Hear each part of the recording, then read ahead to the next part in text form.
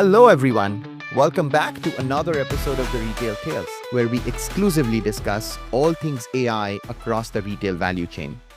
I'm Saurabh, and I'm your host for this podcast. The holiday season is just around the corner. You can literally feel it, can't you? The air, it's getting a little cooler. Yes, stores are starting to set up their holiday sections, and you might already be spotting a few early lights twinkling on your street. Maybe you're starting to think about your travel plans, or making a mental list of gifts to buy. And if you're anything like me, you've probably had that moment of realizing it's time to dig out those decorations from the storage, but you're not quite sure which box they're in. Honestly, every year it turns out into a little scavenger hunt at my place, and somehow that's part of the fun. But all that is the personal side of holidays. And then there's business side of the holiday season. Every November, as retailers, brace for the final stretch of the year, you can almost feel the anticipation building inside corporate boardrooms.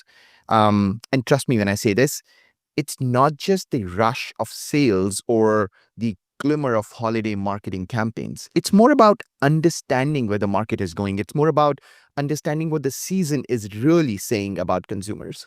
Every year, it tells us, something new about where people are, not just financially, but also emotionally. It kind of shows what they really value, what they really worry about, and how they prioritize meaning over material. I was actually reviewing the results from 2025 Deloitte Holiday Retail Survey recently, and I couldn't agree more with how the survey summarized the results. Um, you know, the underlying sentiment of the survey is quite clearly that spirits are bright, but wallets are tight. That's it. That seems to be the trend in the market as far as this holiday season is concerned. Retailers can sense both the optimism and the restraint, both at the same time. It's going to be a season full of energy, yet framed by careful choices and deeper reflection for consumers. They still want to celebrate, but they're becoming smarter. They're becoming more selective as far as intentionality is concerned. They're looking carefully how and where they spend. And look, the data doesn't lie. As a matter of fact, it's fascinating, and this is part of the survey results. The average holiday spend is expected to drop 10% year over year. And yet, the engagement across deal seeking behavior is at an all time high. Even high income consumers are shopping differently. They're looking for value that goes beyond price. And don't even get me started about Gen Zs. They're almost it just seems like they seem to be rewriting the rules altogether. So today, I thought let's spend some time to unpack what these trends really mean for the retail industry and how retailers can reimagine their strategies heading into 2026. And to do that, I have with me someone who's basically top of the game, who knows his landscape better than anyone, almost anyone else. I have one of my close collaborators in the market, Brian McCarthy, join me on this podcast today.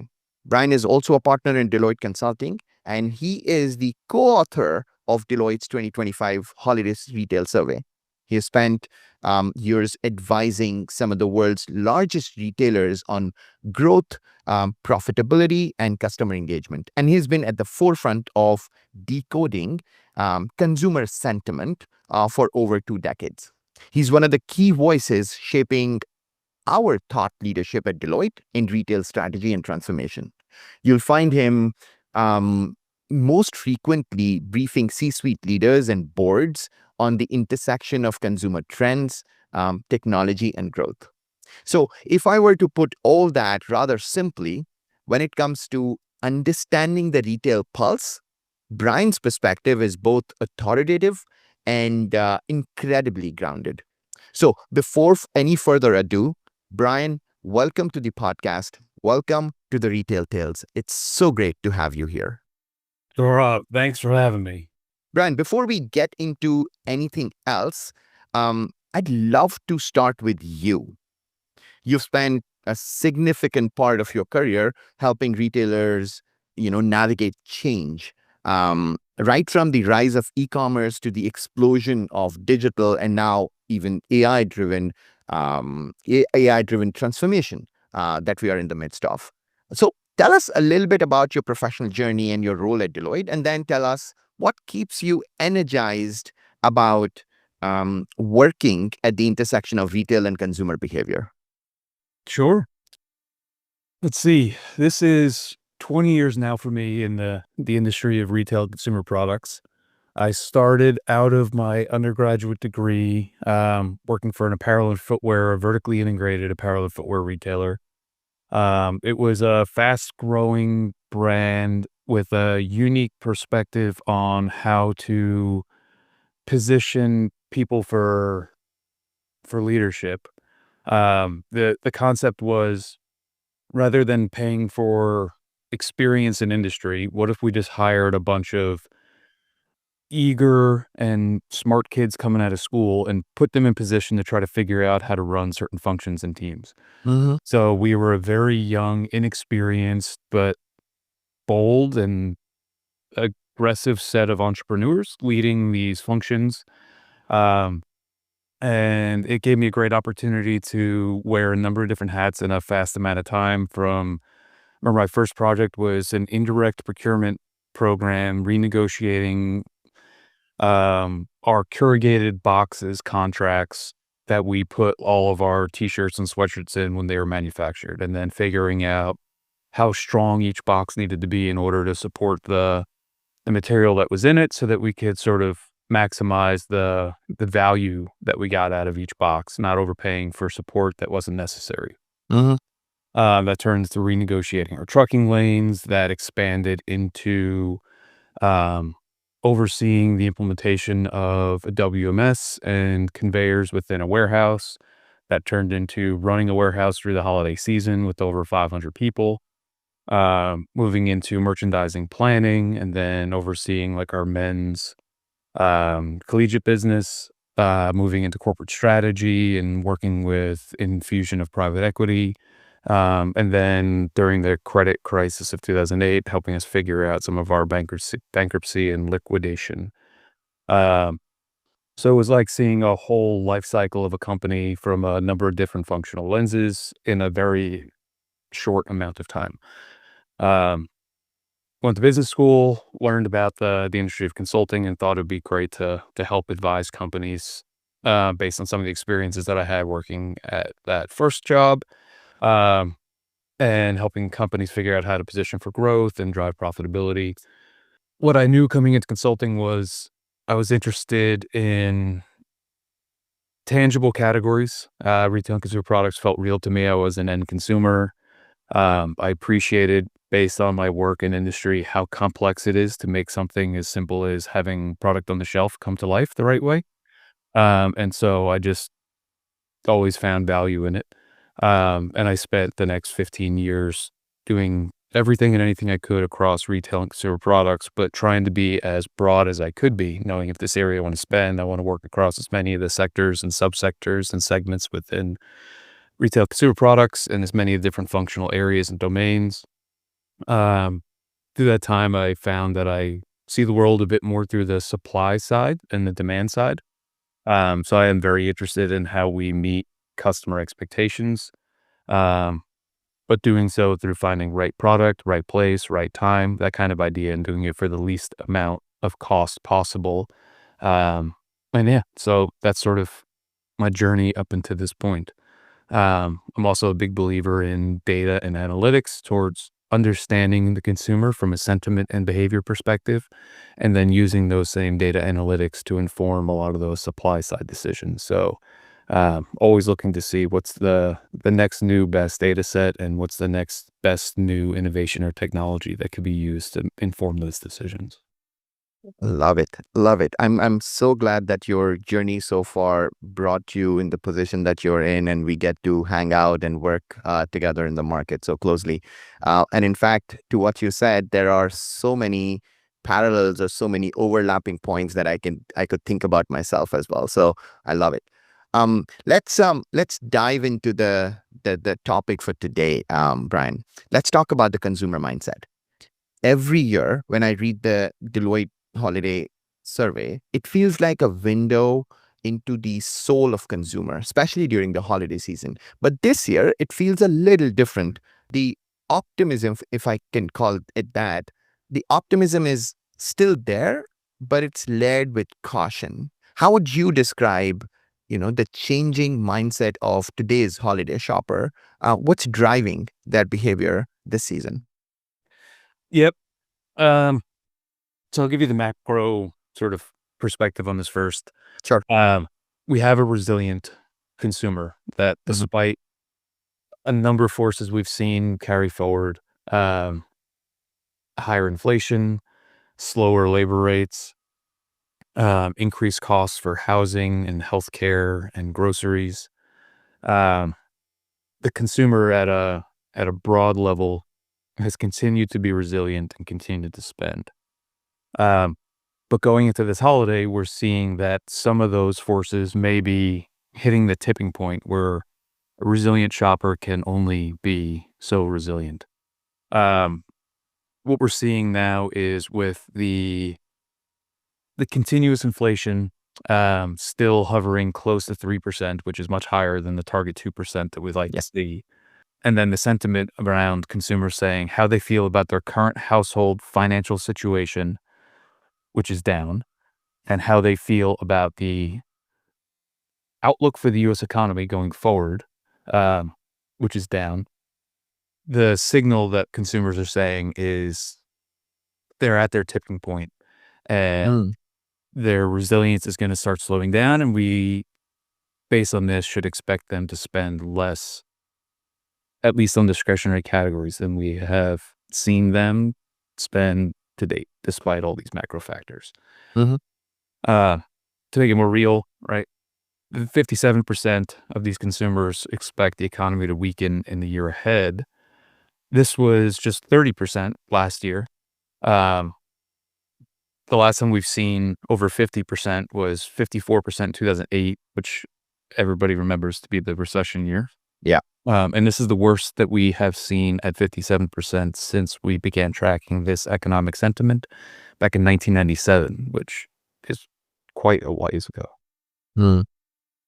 Brian, one of the themes that really stood out for me, at least, is this evolution of what consumers define as value. For years we have talked about price sensitivity, but it feels like we have entered an era of value consciousness. Um, it's not just about saving a penny or saving a dollar here and spending it elsewhere. It's about feeling good about where that dollar goes, where that penny goes, toward quality, toward trust, and toward meaning. How do you see retailers redefining value today, and how are some of the best retailers or the leading retailers connecting value with the values, blending price with purpose? Um, so this one's also interesting because the way I think about value comes from both the consumer lens and then the retailer brand lens. And it's almost like the chicken versus egg, Mm. right? So is it retailers and brands are trying to rethink their value proposition because of how consumers behave, or are retailers and brands able to incentivize certain behaviors through how they shape the value proposition? Mm. And I think some of the consumer behaviors and sentiment we're seeing now, which are requiring brands and retailers to rethink their value proposition, is partly due to tactics that retailers and brands have taught consumers over the years. We have seen things like promotional events being positioned in the middle of July, which were legacy lower spending months, and retailers and brands thinking that if they created big promotional events in July, this would drive higher spending during a traditionally lower spending month.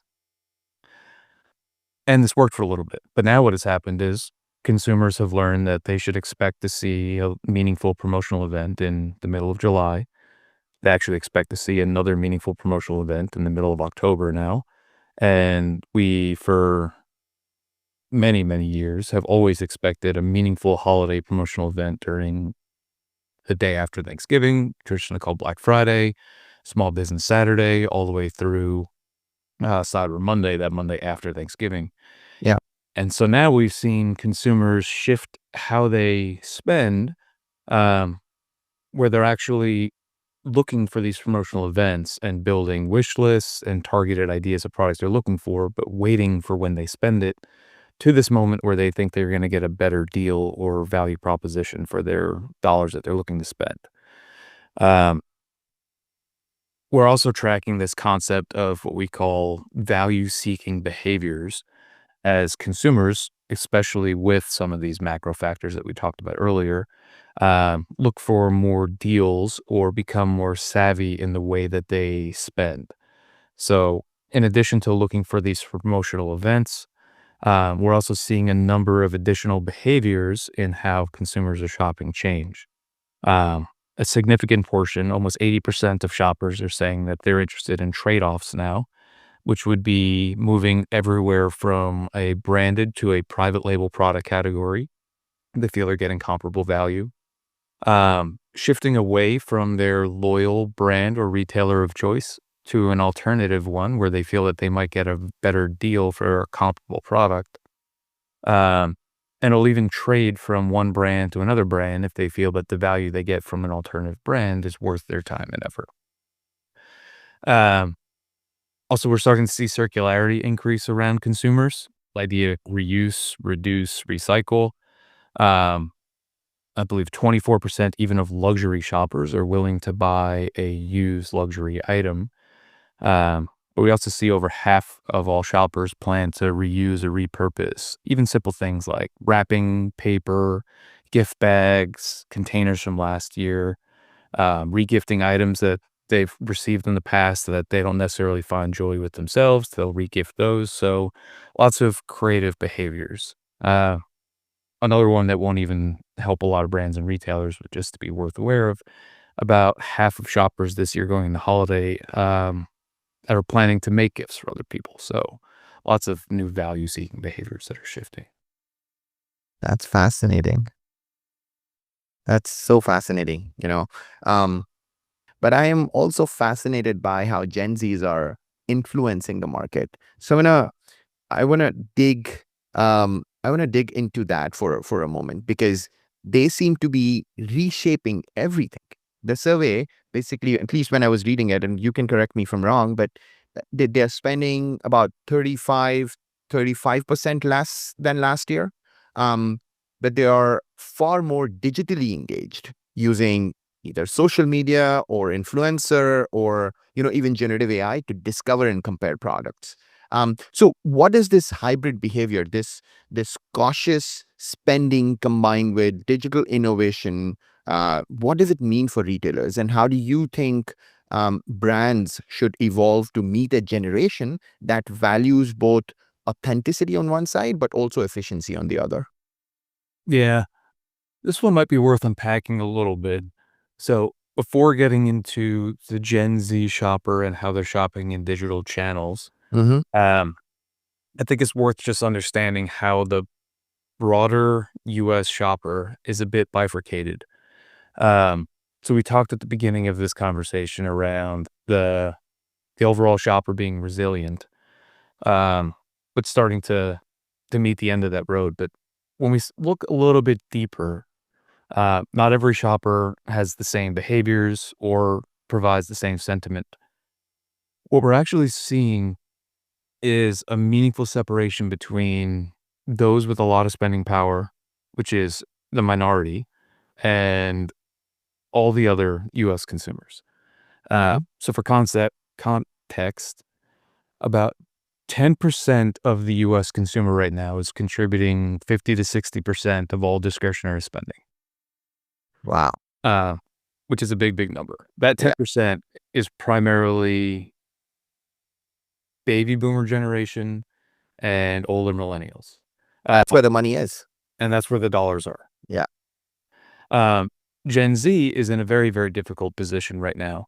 They don't have a lot of savings. They're starting their employment and career journeys. Um, while overall we see employment being somewhat flat and a little bit difficult, when you look at it by age demo, um, the employment rate for Gen Z has not been this different from the overall employment rate in quite a significant amount of time, which basically means this is a very difficult job market for Gen Z. At the same time, cost of rent, cost of healthcare, cost of groceries are all higher than they've been historically, putting a lot of pressure on this younger generation Z. Um, so what this means for brands and retailers near term, you have a younger generation that is who you want to start building loyalty with that doesn't have a lot of dollars to spend right now. You have a much older target customer that is where you can spend with now, but is not where you should plan to have long-term spending with. So you have to balance sort of, I need to make sure I'm catering to the needs of a baby boomer and let's say Gen X generation shopper near term, to make sure I'm holding share, driving top line growth, but also catering to my Gen Z shopper who, while they may not be contributing significant now, may start to increase spending power over the coming years if the job market starts to change and if some of the wealth gets redistributed from their baby boomer parents and grandparents Mm. down towards them. So it's about loyalty or building loyalty with them. It is about loyalty and building loyalty with them, with more focus on customer lifetime value. So I would rely less on Gen Z to really have a meaningful impact for your business in the near term, Sure. but building some of that loyalty could be important as their spending situation tends to change. Um, Now, of course, this could look a little bit different across different segments.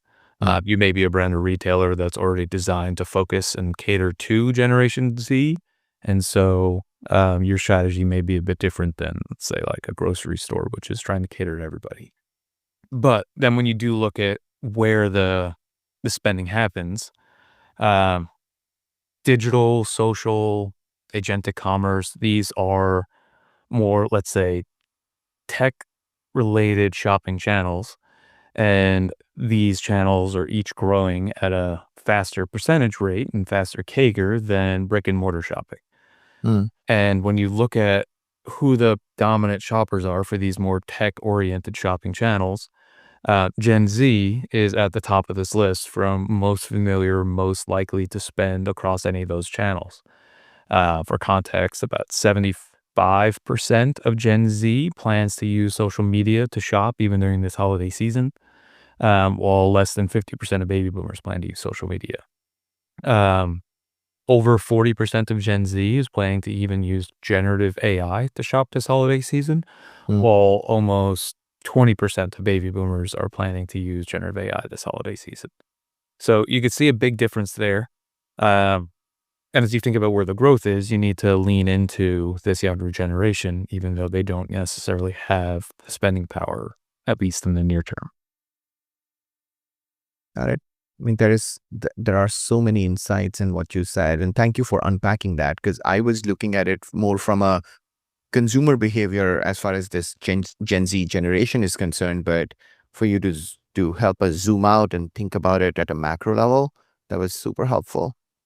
Um, Another stat that caught my eye was that I think about 58% of shoppers say they said holiday shopping is stressful, and I think it was 75, maybe 77% that they said, well, they are frustrated while shopping online, and that's a staggering number. Like more than three-fourths of the consumers saying, well, they're frustrated, while shopping online. It's like it should be about relief as much as it is about delight. Um, the ability to simplify, the ability to anticipate and make things easy seems to have become a competitive advantage almost. How do you see retailers rethinking customer experience through that lens of operational empathy? Yeah. So consumers have very, very high expectations for their shopping experience. And retailers and brands need to understand what these expectations are. And if we were to sum it up, um, the main frustrations that shoppers are saying they have, especially when shopping digitally, um, slow or delayed shipping. That doesn't mean they need everything within an hour, but based on the product category that you're selling, there needs to be clear expectations around when you're likely to get a product and have that be within a reasonable amount of time for when somebody wants it. Um, Items being out of stock. This is extremely frustrating when people are shopping online digitally. If you're buying groceries, you don't want to get that email an hour after you place your online grocery Mm. order to say that these items are actually not currently in stock. Um, Too many pop-ups or emails or pressure to buy, creating a inauthentic shopping experience online with pop-ups and suggestions on what's the add-on or the additional thing that you want to purchase when you quickly want to get through checkout, and not making it a seamless experience, but adding friction with the intention of trying to upsell. Mm. Um, Too many choices, making it harder to decide what to buy. So the ideas of marketplaces have sounded very, very good in making one-stop shop for millions of potential items and SKUs. But that can sometimes create an overwhelming sense of what's the right choice, especially even for a particular product or category that consumers get confused with, and it starts to make them feel um, uncertain. Um, and then with that, difficulty filtering, sorting, or finding items. So as you increase these marketplaces, but not offering the appropriate amount of filtering capability or technology, makes it harder for consumers to narrow down the list into what they're really looking for. So if you sort of reverse engineer this, right, like the things that are going to help you win with consumers um, is not really that complicated. It's the same things that have mattered for 30 plus years in retail. Yeah. Uh, Retailers and brands can stand out by being thoughtful and showing that they understand their consumer ahead of time and make a curated assortment. Retail has been successful for many decades because they're able to have thoughtful merchants and buyers who understand what's available in the infinity of product availability, and curating a select assortment to bring that to consumer for the things that they believe they want because they understand their consumer so well. Um, Creating the right value ratio, so having a price that's reasonable for the quality of product and the experience that you're providing, and that experience being everything from the digital shopping experience to the in-store shopping experience, to how smooth and easy it is to get from I found an item to I want to check out and receive the item. And this could come from everything from as simple as having good in stock, having a clean and organized storefront, whether that's in the store or digitally, and making the experience to go from I found an item to I want to buy the item as quick and painless as possible. If you do those things and you have friendly associates or customer service agents when people have questions, you're in a very good position. And it's really no more complicated than that. But consumers, especially digitally, have very, very high expectations. Yeah. And they're always going to compare you to the best experience that they've ever had or the one that they believe they should have.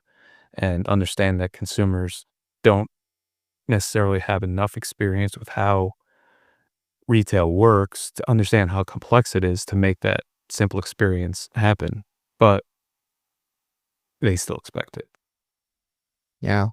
I mean, I think you're right. The whole notion about it's not really about what, as a retailer, what I can provide to my customers. It's about what they expect out of me as a retailer of choice.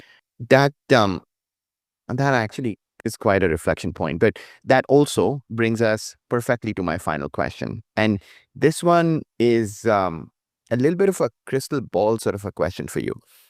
As you look ahead, if 2025 is the year of value seeking, value conscious consumer, what do you think 2026 will bring about? And how do you think the next chapter of holiday retail evolve as AI, predominantly AI, trust, and transparency continue to reshape the industry as a whole? So I think a number of the trends that we're seeing going into this holiday season are likely indicating for us what we should expect to see in 2026. I think value seeking, deal seeking behavior will continue heavily into 2026. We're going to continue to see this bifurcation of the US consumer. The question is going to be, for how long can we rely on that sort of 10% of shoppers that contribute to 50-60% of overall spending? How long can we rely on them to continue spending and keeping the retail consumer products industry moving?